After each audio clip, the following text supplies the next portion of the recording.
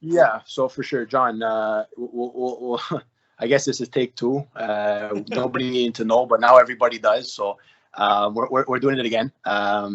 Big game over the weekend for Inter. Before we talk, obviously today's match against Shakhtar, we'll roll it back to Inter's Atalanta over this past weekend. Again, the battle of the Nerazzurri clubs, two big clubs, quality sides.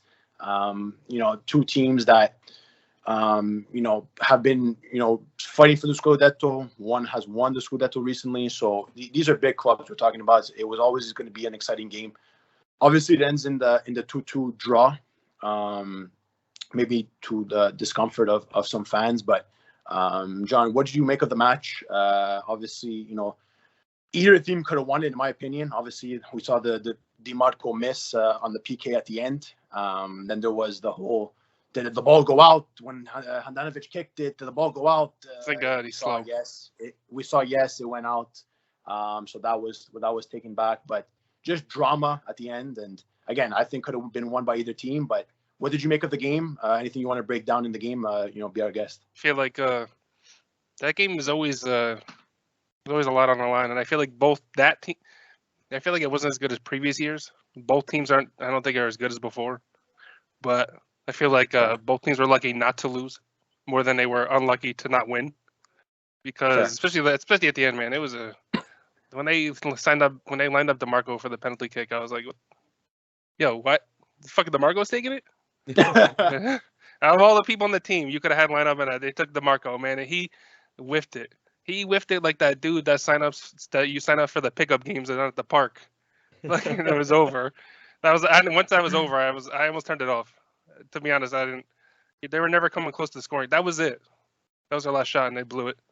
Yeah, and I mean, like, it's unfortunate because it's probably like the first and last time he's probably going to take a penalty attempt for Inter now. I mean, like, I had a buddy of mine. I remember that weekend when Bruno missed a penalty kick. He released like that 2-page tweet, like, I'm sorry. Yeah. And that's all I thought about. But how about that pass? I was just happy that prick Gasparini wasn't sitting there jumping on the sideline. Yeah, Jerk. We've seen that before. Yeah, it's more popular than him. It's more popular than the team. Everybody knows that. Yeah, but I think DiMarco a bit unlucky. Obviously, I think he's been, because I feel like before that his season was going pretty decent, especially for not being a starter to almost being pretty much being in every game. Yeah. So I mean, I don't know, man. That's on him, man. I don't know that. Can't make excuses. I can't make excuses for these guys. It's their job. I mean, shit. Penalty kicks. If you're gonna go on the field, the penalty kick's gotta be one of the easiest things you can do. I mean, it's tough. The pressure got to him, and that was it. But he hit the crossbar. No, like if you're gonna miss a penalty, that's like the worst. Some could say that's the worst because you're so close, yet you're so far. Or he could have bragged about it in the interview after. Shit, hit the crossbar. And then walk off. Too much crossbar challenges. You try to hit the crossbar. Yeah, this is true. He's not wrong. I mean, like, look, stronger shots, just drive down the middle. That's like what I would do normally. Like, if you're not sure where to place it, just drive it down the middle. Worst case scenario, if the keeper saves it, at least you had it on target, But he might have been trying for the middle, but too much power, though. We'll never know. Too much power. Other than that, the game was tough, man. Those guys are. Everybody who plays high press against Inter is getting in, Brian. Even with that, I don't know how we have the defense rated so high after every game, but these guys are just somehow getting through. And Handanovic is basically fucking just a cone in front of the net now. Unless it's right there, that shit's getting through. It's unfortunate. What do you make of Barella and just his play in the midfield? Barella and Brozovic are carrying the mid. Those two guys are workhorses, man. They show up every week. Yeah, I don't know how Barella hasn't been injured. That dude came to the team, played the full season with Conte. We made it to the Europa final. We had like a week and a half off. He played almost every game the next season, and then winning the Euro.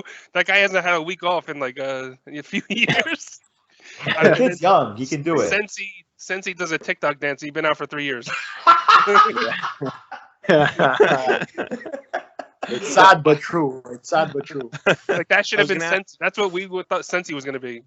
And then it's been like I didn't think Barella was going to be like, such a main. I don't want to say star, but he's such a main part of the team now. That without him, if we didn't have him in these games, I don't know what the hell would happen. Yeah, I mean, like I really don't. It'd be like who's gonna back him up? I don't know what's happening with Eriksson. I don't think he's coming back, but I feel like they got to figure that shit out soon because like you can't just keep posting shit like, oh, he's he's happy in Milan, blah blah blah blah blah. You know, it's still a business. They got to figure something out, man.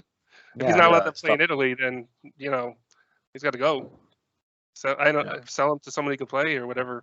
Because we need to be not to blame it on him, but I want to take the thing out of I want to take the pacemaker out. You know, just to play in Italy. Yeah, I agree.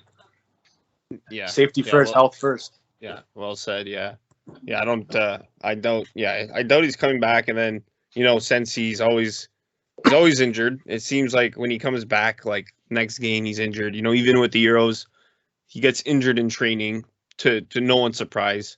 Yeah. Do you think like, okay, I know we're still far, like the winter, transfer market, the winter transfer market, like Inter should try to go after another midfielder.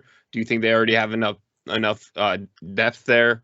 Like what? Nah, like they for sure don't have enough depth because they just took Hakan.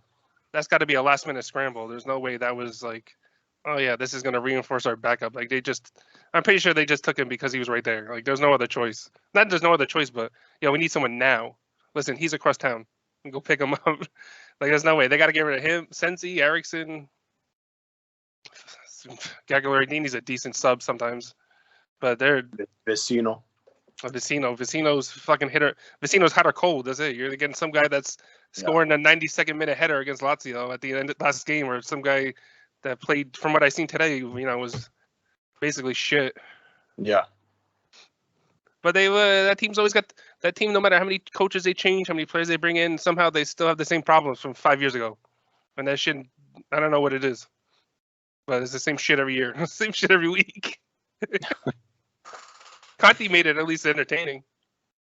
True, and he also got you guys a nice little league title after 10 years. So I mean, it pays off. Sorry, 11 I'm not years. complaining about what I can't. I know some people complain about what happened or how he left or whatever, but no, he knew the deal. We knew the deal. You know what was gonna happen with him. I'm surprised we got 2 seasons out of him. Shit. Yeah, for sure. It is what it is. No one's gonna make. Conte's not taking a long-term project ever, especially you don't give him what he wants. Yeah. I'm surprised he's still unemployed, to be honest, but I think he's probably taking some time off to spend with his family. I think he's also like vacation. He'll be back. He'll be back. Those guys don't need to work. He will but be he's back. back. He's not retired. Yeah. But No, I was like when Jose took off. He was coming back. It was a matter of when or where he's gonna pop up. Those guys work for fun, bro. They don't need the money. So moving from like the league to Champions League now. The game against Shakhtar. Worse. Well, I mean, we're going along the calendar here. At least we somehow managed to like win games. The Champions League, man, it's somehow the same players, but they took all their talent away. Yeah, like I didn't watch a lot of today's game. I only watched maybe like 20 minutes of the first half, 20 minutes of the second half, man. And it was brutal, man. It was brutal. It doesn't matter. You could have tuned into last year or the year off before. You still would have. If I didn't notice that they were wearing different shirts, I would have known it was a different game. Yeah, there you go.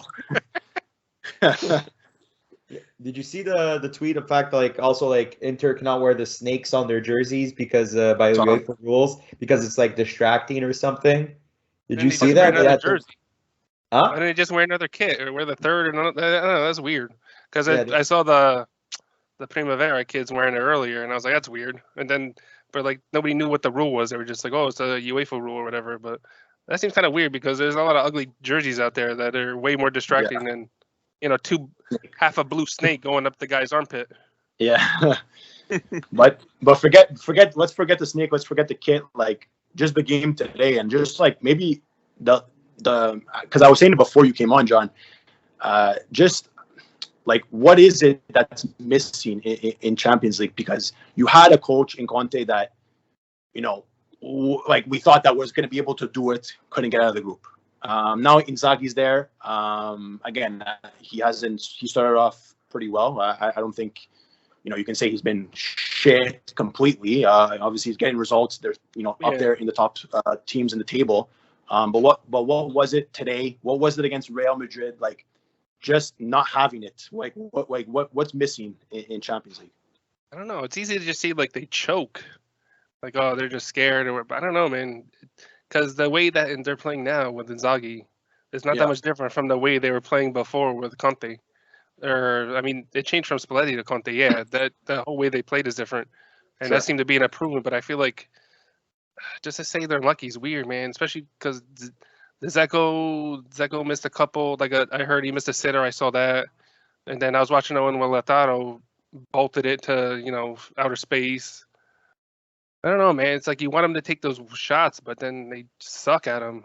Or even the one Barella tried at the end from all the way outside the box. Like, oh, it's like those shots are great if they go in, but they miss, and then they don't know what to do. Like, no, they were getting pushed back the whole game.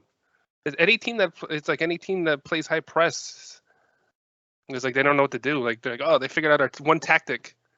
Like, what do we do? And then they don't like have any backup plan, and they I don't know, man. It's like I don't know, because like I know Hakimi's not there, so it's tough because that guy was dumb fast, and nobody was catching him up that flank. But they got to figure something out to change. There's enough people left that they got to figure something out. That they got to have a plan. Like, if we long ball it up to Lautaro, and he's been getting better every year, but there's still a lot of times where that old shit that he does comes out. Like he's not falling as much now. He's not trying to get dives like those stupid calls anymore. He seems to be trying to do it on his own more now, which is great to see. But it's like his technical abilities hitting a wall, and they need I feel like if he got past that, he'd be scoring crazy numbers every game.